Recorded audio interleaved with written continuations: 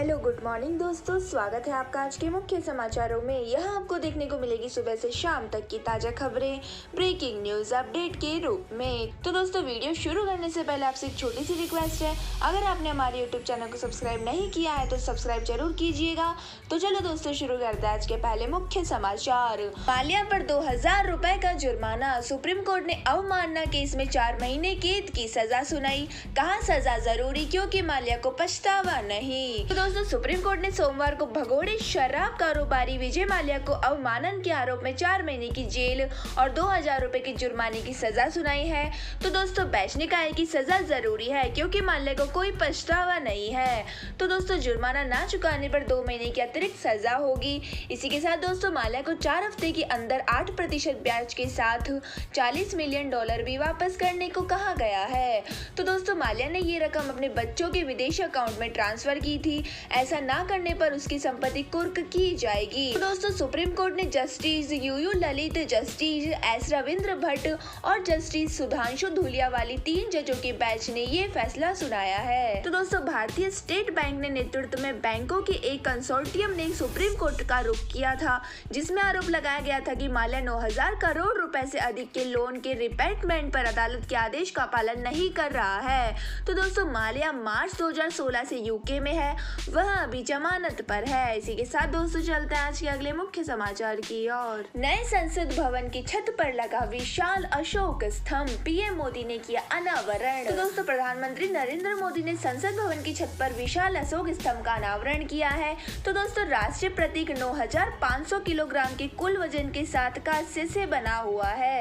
तो दोस्तों इसकी ऊंचाई 6.5 मीटर है। तो दोस्तों इसके बाद पीएम ने इस ढांचे को समय पर तैयार करने वाले मजदूरों के साथ बातचीत की। तो दोस्तों पीएमओ के सूत्रों ने कहा है कि प्रधानमंत्री ने नई संसद के काम में शामिल श्रमजीवियों से बात की और उनके स्वास्थ्य और कुशल क्षेम के बारे में जानकारी ली। तो दोस्तों इस अवसर पर लोकसभा अध्यक्ष ओम बिरला और शहरी मामलों के मंत्री हरदीप पुरी भी मौजूद थे। तो दोस्तों इस दौरान लोकसभा अध्यक्ष ने कहा कि नया संसद भवन अक्टूबर-नवंबर 2022 तक समय पर पूरा होने की संभावना है। तो दोस्तों उन्होंने कहा कि हम इस संसद में नए भवन में शीतकालीन सत्र आयोजित करने की कोशिश करेंगे। युद्ध स्तर पर तैयारी चल रही है। निर्माण समय सीमा के केवल 7 दिन का अंतराल है, तो दोस्तों जिसे कवर किया जा सकता है। हमने परियोजना को पूरा करने के लिए अक्टूबर-नवंबर का अनुमान दिया था और मुझे बहुत उम्मीद है कि 2022 तक शीतकालीन सत्र नए हरित भवन में आयोजित किया जाएगा।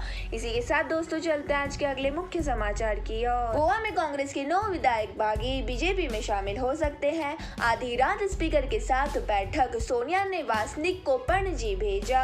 तो दोस्तों गोवा में विधायकों को बागी होने से रोकने के लिए रविवार देर रात कांग्रेस हाईकमान सक्रिय हो गई है। तो दोस्तों सोनिया गांधी ने विधायकों से बातचीत के लिए मुकुल वासनिक को पणजी जाने का निर्देश दिया है। तो दोस्तों वासनिक रात ही पणजी पहुंच गए हैं और विधायकों से बातचीत शुरू कर दी है। तो दोस्तों इधर कांग्रेस ने दावा किया है कि बागी विधायकों के साथ स्पीकर ने देर रात होटल में बैठक की है। हालांकि मीटिंग में कितने विधायक शामिल हुए इसकी संख्या सामने नहीं आई है। इसी के साथ दोस्तों चलते हैं आज के अगले मुख्य समाचार की ओर। उद्धव गुट को सुप्रीम कोर्ट से अभी राहत, सीजेआई ने कहा विधानसभा अध्यक्ष शिवसेना विधायकों की अयोग्यता वाली याचिका पर फैसला न ले। दोस्तों महाराष्ट्र के सियासी संकट पर 21 दिन बाद सोमवार को सुप्रीम कोर्ट में सुनवाई हुई।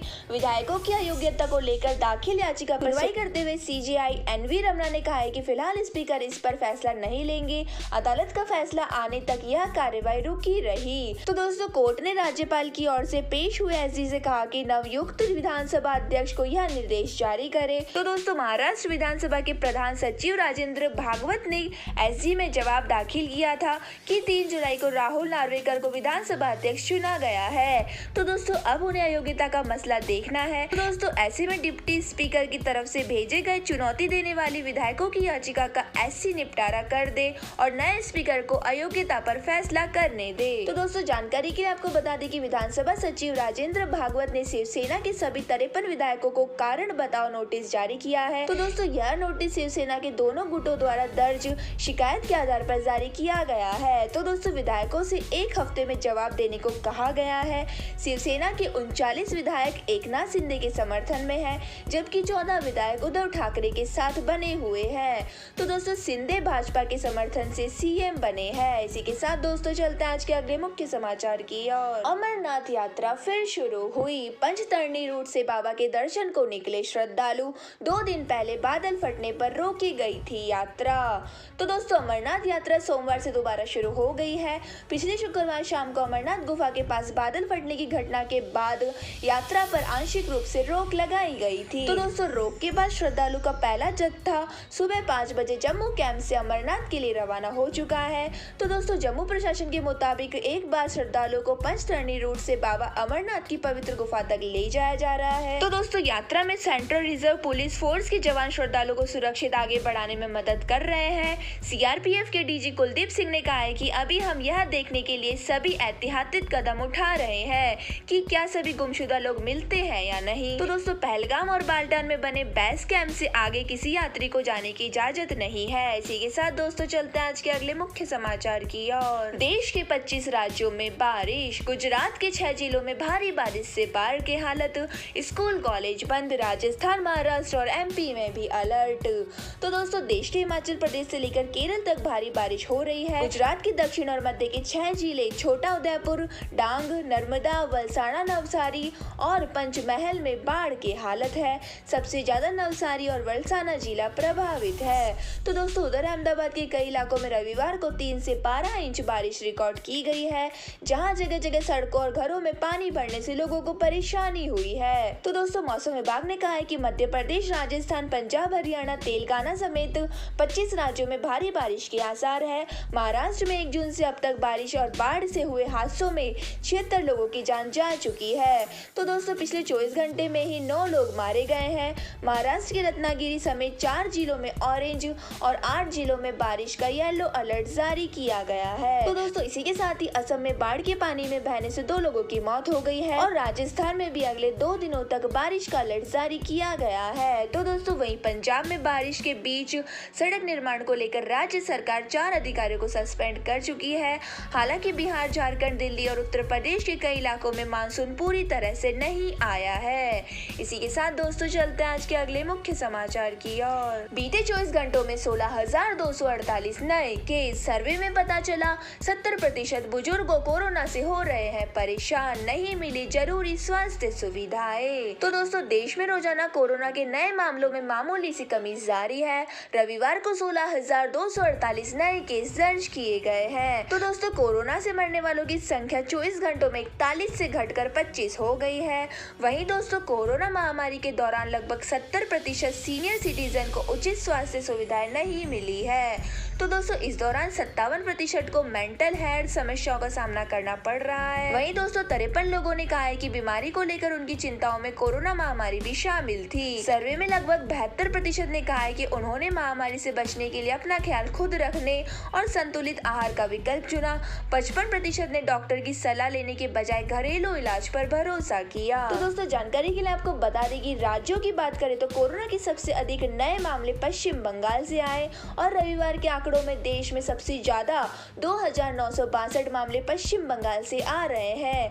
हालांकि पश्चिम बंगाल में नए केस में न बढ़ावा हुआ है और न ही गिरावट देखी गई है। इसी के साथ दोस्तों, चलते हैं आज के अगले मुख्य समाचार की ओर। सेंसेक्स करीब 300 पॉइंट टूटकर 54,200 पर पहुंचा। सबसे ज्यादा गिरावट टीसीएस और भारतीय एयरटेल में।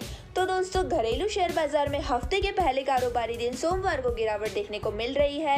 बीएसई, सेंसेक्स और एनएसई निफ्टी करीब ½ नीचे कारोबार कर रहे हैं। तो दोस्तों, सेंसेक्स करीब 300 अंक यानी 0.5% टूटकर 54,198 पर आ गया है, जबकि निफ्टी 60 अंकों से ज्यादा गिरावट के साथ 16,150 के करीब कारोबार कर रहा है। तो दोस्तों, निफ्टी आईटी इंडेक्स 3.10% टूटा है। निफ्टी मीडिया और फार्मा में मामूली सी गिरावट है और दोस्तों, निफ्टी पीएसयू बैंक इंडेक्स करीब 0.80% बढ़कर कारोबार कर रहा है। वहीं दोस्तों, निफ्टी ऑटो और निफ्टी प्राइवेट बैंक इंडेक्स में भी ½ से ज्यादा तेजी है और अन्य बढ़ने वालों में फाइनेंशियल सर्विस, एफएमसीजी, मेटल और निफ्टी रियलिटी इंडेक्स है। इसी के साथ दोस्तों, चलते हैं आज के अगले मुख्य समाचार की ओर। रद्द होगा मतवेड़ा प्रोजेक्ट। चंडीगढ़ में पब्लिक एक्शन कमेटी से सीएम की मीटिंग जारी। जल्द ऐलान करेंगे भगवंत मान। तो दोस्तों लुधियाना के मतवेड़ा जंगलों में टेक्सटाइल फैक्ट्री का प्रोजेक्ट रद्द हो सकता है। तो दोस्तों कल इसके विरोध में जबरदस्त प्रदर्शन हुआ। तो दोस्तों जिसके बाद सीएम भगवंत मान चंडीगढ़ में संघर्ष की अगुवाई कर रही पब्लिक एक्शन कमेटी से मीटिंग कर रहे हैं। तो दोस्तों इस प्रोजेक्ट को रद्द करने पर सहमति बन चुकी है, जिसका ऐलान खुद सीएम भगवंत मान करेंगे। तो दोस्तों यह प्रोजेक्ट पिछली कांग्रेस सरकार के समय बन रहा था। लोगों का आरोप है कि मतवेड़ा के जंगलों में सरकार केमिकल फैक्ट्री लगा रही है, जिसके लिए जंगल को उजाड़ा जाएगा। वहीं नजदीकी से गुजरती सतलुज दरिया में भी केमिकल का पानी छोड़ा जाएगा। तो दोस्तों जिसके बाद जंगल और पानी और जंगली जीव जंतु को बचाने के लिए लोग प्रदर्शन करने लगे।